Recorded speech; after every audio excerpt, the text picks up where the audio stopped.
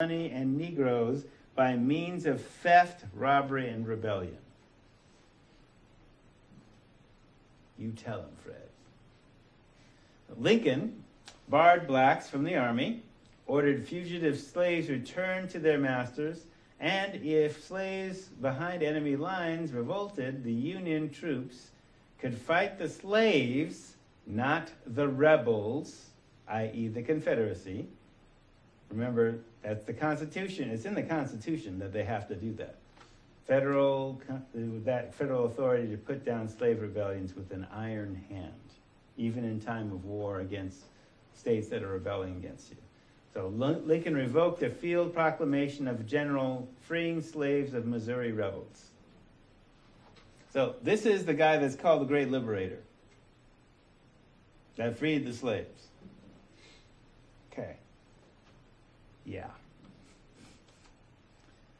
So, freed the slaves. So Black history tells you, yeah, after we freed ourselves with a lot of help and not much of it from Lincoln. So, while President Obama may look to Lincoln for guidance, I don't think Lincoln can guide us to a post-racial society, and well, I don't think the president can either. So, Black power in Dixie. So, the electoral victory of Barack Obama both times is historical, still historical, no doubt about it.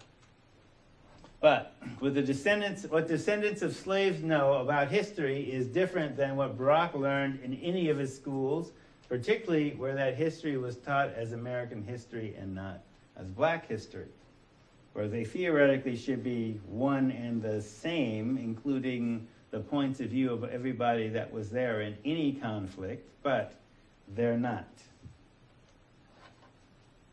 So when we talk about ethnic studies old school, when we talk about the viewer and their story, I think I might have shown you the 5 worlds graphic at the beginning. The story behind the story, what is being shown to you, the hero is the teller of the tale, what is left out of what is being told as the tale. I mean, you should definitely apply that to what I'm saying too. So, point of view of the viewer. You, what's your history? What is your upbringing? What has it showed you? What have you been shaped to believe? What is your confirmation bias? Do you know what a confirmation bias is?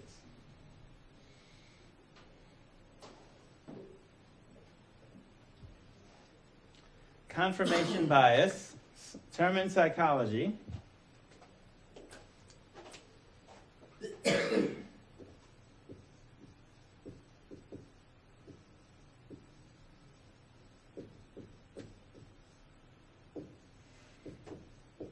it can get complicated, but simply what it means, you believe info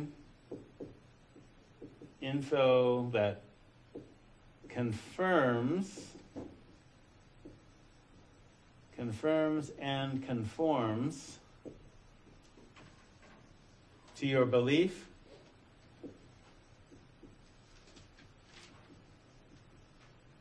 and reinforces your beliefs.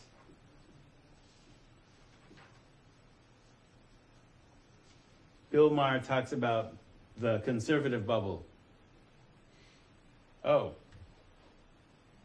Obama won the election because he's giving gifts to Latinos and blacks. Where's my reparations check?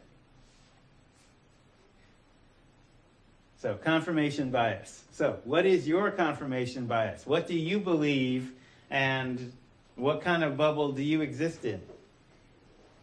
Oh, I admit to being in a bubble. I do. Okay? So, you're part of a group with a worldview. When you hear things that contradict that worldview, do you challenge your worldview and disbelieve facts, or adjust your worldview to the new facts? That's what science theoretically is supposed to be about. It's a theory until we find something better that disproves it. But we're only going to believe that if the evidence consistently disproves it. So essentially, your confirmation bias. You're part of a group with a worldview. You accept facts that, well, first we have to agree that they're facts, but do you accept facts that challenge that worldview or not? So, the story behind the story. So you should learn for yourself what the story behind the story is. What is the name of the drinking gourd in its original context? What are the names of the drinking gourd in various cultures? We talked about this, Almizan. Why are slaves going north? Why did Canada give sanctuary and protection to slaves? Why did Lincoln want to free the slaves initially? And the reason I talked about the new Spielberg movie on Lincoln is, even though it's basically concentrating on the last 4 months of his life, he repeated that meeting with Douglas and repeated his conviction that blacks should just leave the country and go to Costa Rica. And one of his own generals said, can't work. Can't transport everybody, don't have enough ships, and even if you did, the ones that have left would repopulate and, replace the ones you took. So, not a solution. So, what's being shown to you? Not only the traditional canon, but by me and others. How does that feel with what you know, the backstory? Do you know the backstory? Should you check it out, the backstory, especially when there's a questionable history? And, like I said, I'm not exempting myself from that. Question that too. So, the teller of the tale. Their interest in telling you the tale, my interest, I've never really made a secret about that. How do we create a democracy that everybody can participate in? What don't we know about each other? And what is being left out? How does that change what you know? How does that confirm your worldview? And does it change it? So, a black president, re-elected. Is he black enough? Or my question is he Mandela enough? So, black enough. Will he ask the questions, show the history, illuminate the path towards justice for all, that especially the path that white America doesn't want to see? Because there's a challenge here. And the challenge is of inclusion. And the challenge has been of inclusion for easily a century, but definitely over the last 30 years, when we look at certainly the population demographics. If the Republicans are going to be considered, the party of aging old white men, well, they've always been outnumbered for like the last 250,000 years. Nobody's trying to eliminate them. They should stop tripping. Join the crowd. So post-racial, into dealing with class and other issues and other isms. So, Black America has felt this jubilation before, a black president savior thing, and this fear for our shining princes and queens and leaders. After the Civil War and during Reconstruction, America is founded on preserving a labor force by dividing human beings against each other.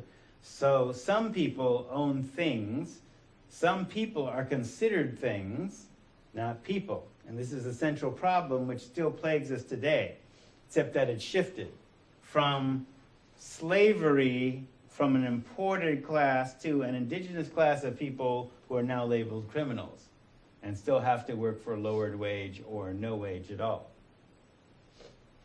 So slavery has returned to America, but few acknowledge that.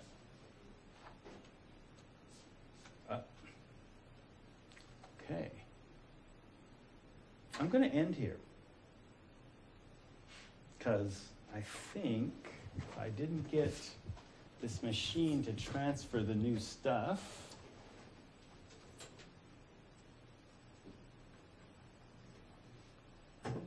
No, didn't.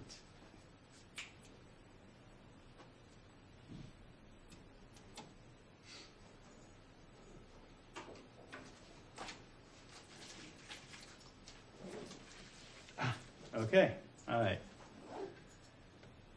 Let's see.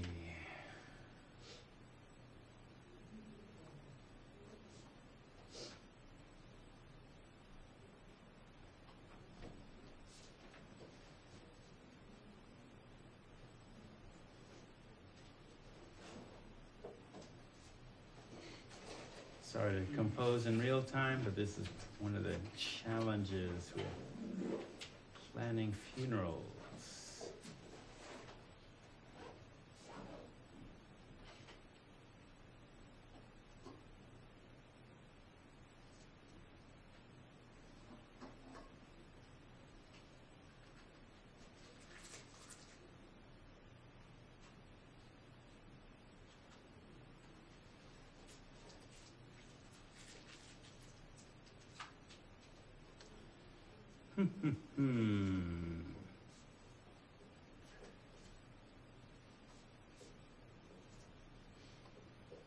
Yes, let's end here.